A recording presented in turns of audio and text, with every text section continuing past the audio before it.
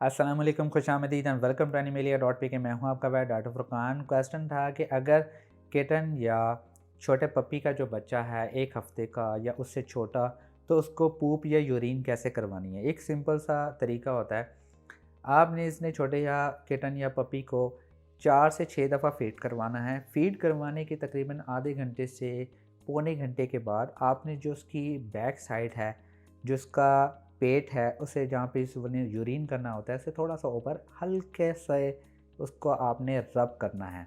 बिल्कुल जेंटली रब करना है, ज़्यादा ज़ोर से नहीं करना। अब 2 तरीके आ सकते हैं रब के लिए। या तो आप उँगलियों से रब करें या साथ में आप कोई कॉटन वगैरह इस्तेमाल कर लें, थोड़ा सा गीला करके। अगर सर्दी है तो कॉटन आपने गीला नहीं करना।